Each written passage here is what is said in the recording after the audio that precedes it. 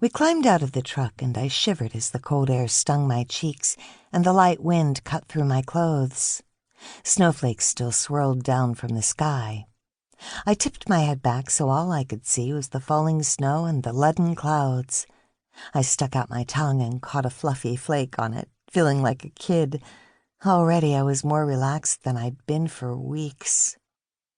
I joined Brett on the other side of the truck as he unloaded our suitcase, and together we headed along the shoveled pathway that led to the lodge's front door. Before going inside, we wiped our boots on the welcome mat. Brett grinned and gently brushed a hand over my curly hair.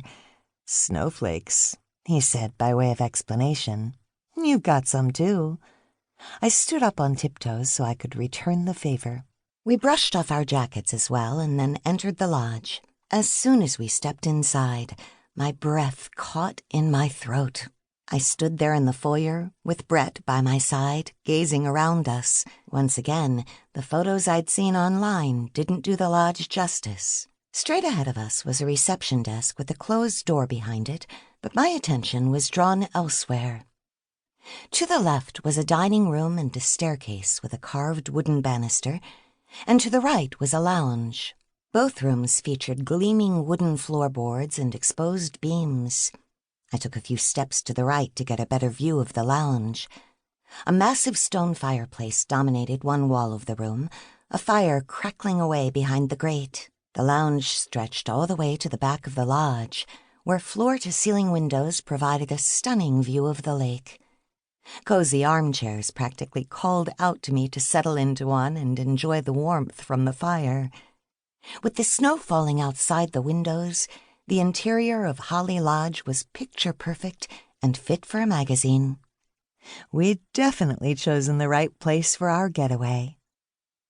"It looks great," Brett said quietly into my ear. I slid an arm around his waist and leaned into him. "I'm so glad Patricia told us about this place." Patricia Murray was a friend of mine who ran a bed and breakfast 2 doors down from our beachfront Victorian.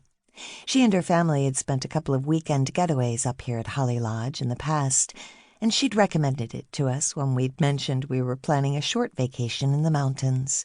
I couldn't have asked for a better spot.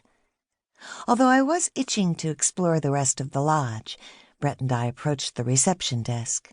I thought we'd have to ring the bell for assistance, but before we had a chance, a woman emerged from an office behind the desk. "Hello, and welcome to Holly Lodge," the woman said with a smile. She was tall and striking, with high cheekbones. She wore her short hair in glossy finger coils and moved with the grace of a dancer. "I'm Rita Amandi Manning, one of the owners.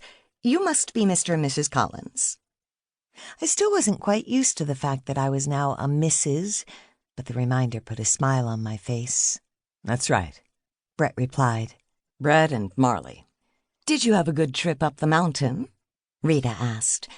"It wasn't bad, considering the weather," I said. "It's such a beautiful place you've got here." Rita's dark eyes lit up as she smiled again. "Thank you. I do love it. And I'm glad we're able to share our little slice of mountain paradise with our guests." I told Rita that we'd heard about Holly Lodge from Patricia Murray, who'd highly recommended it. "You know Patricia," she said. "We're neighbors and good friends," I replied. She asked how Patricia was doing, and I filled her in briefly. Then Rita turned her eyes to a computer screen and tapped a few buttons on the keyboard. "We've got you in room 5, up on the 2nd floor. It has a lovely view of the lake." "That sounds great," Brett said, and I voiced my agreement. She handed over 2 keys, each one on a wooden keychain with the number 5 carved on it. "The dining room is open for breakfast from 6 until 10, for lunch from 12 to 2, and for dinner from 5 to 8. You'll find a credenza in the dining room, where there's always tea, coffee, hot chocolate, and a few snacks available.